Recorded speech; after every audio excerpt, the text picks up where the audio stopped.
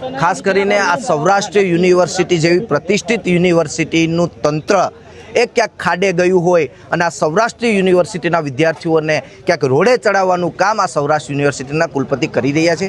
ભૂતકાળમાં સૌરાષ્ટ્ર યુનિવર્સિટીમાં NSUI દ્વારા રજૂઆતો કરવામાં આવી હતી કે જે 2019ના એનરોલ થયેલા વિદ્યાર્થીઓ હતા કે કોરોનાની મહામારીમાં ક્યાંક એક બે વિષયમાં ફેલ થયા હોય અને પોતાનું ગ્રેજ્યુએશન અથવા તો માસ્ટર પૂર્ણ કરી શક્યા નથી, આવા વિદ્યાર્થીઓને પરીક્ષાની એક તક આપવામાં આવે એવી NSUIની માંગ હતી અને કુલપતિશ્રીએ પણ બાહેધરી આપવામાં આવી હતી કે ભાઈ અમે એક મોકો આપશું, પણ ક્યાંક કુલપતિ આમાં ઢીલાસ મૂકી અને વિદ્યાર્થીઓ સાથે અન્યાય કરી રહ્યા છે।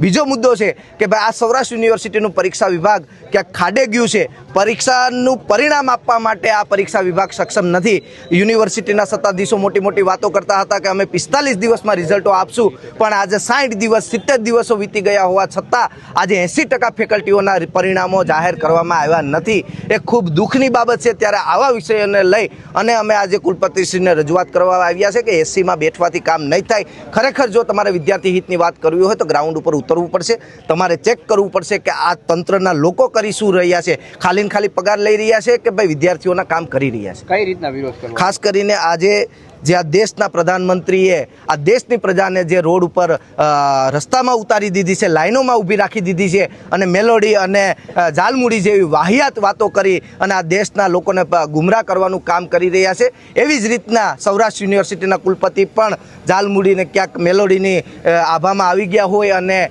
ગુમરાહ કરવાનું કામ વિદ્યાર્થીઓને કરી રહ્યા હોય તેનો NSUI વિરોધ કરે છે। કુલપતિ સાહેબ ક્યાંક ને ક્યાંક ખૂબ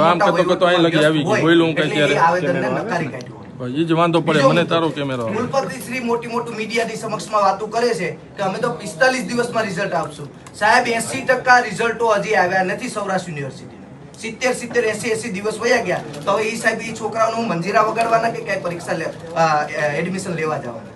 બરાબર છે સાહેબ, રિઝલ્ટ ન આવવાનું કારણ આ એક વખતની વાત નથી સાહેબ, છેલ્લા 5 થી 6 વર્ષમાં સૌરાષ્ટ્ર યુનિવર્સિટીનું પરીક્ષા વિભાગ ખાડે ગયું છે। એક વર્ષ સુધી રિઝલ્ટ આપવામાં નથી આવતું। તો હું સાહેબ આ ચેકરો છે એ બધા મંજીરા વગાડે છે, યુનિવર્સિટીના સત્તાધીશો મંજીરાના તબલા વગાડે છે, બરાબર છે સાહેબ। આ વિદ્યાર્થીઓને અત્યારે એડમિશન લેવું હોય તો મળતું નથી। પહેલા તો 2019ની વાત છે સાહેબ, અમે તમારી પાસે એ પરિપત્ર લઈને જવાના છે, કેમ કે ઓલરેડી અમને જૂનનો વાયદો કુલપતિશ્રીએ આપ્યો હતો કે ભાઈ જૂનમાં એ વિદ્યાર્થીઓને અમે પરીક્ષા લેશું, પણ આજ સુધી કોઈ પણ પરીક્ષાનો ફોર્મનો પરિપત્ર ભરવામાં નથી આવ્યું છે, બરાબર છે। અમે કોઈ સંઘર્ષમાં ઉતરવા આપણે ઉતાવળ હોય તો એ પ્રમાણે બરાબર છે, વારંવાર આ પ્રકારની તમે સાહેબ વારંવાર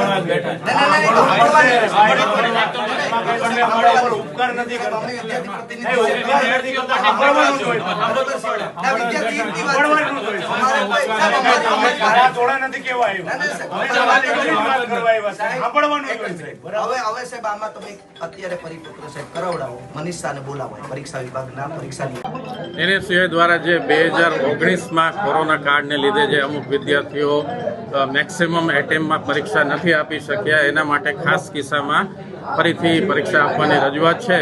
એના અન્વયે ગઈકાલે જ માન્ય કુલપતિશ્રીએ એની મંજૂરી આપી દીધી છે અને એનો પરિપત્ર બહાર પાડીને પરીક્ષાનો કાર્યક્રમ જાહેર કરવામાં આવશે।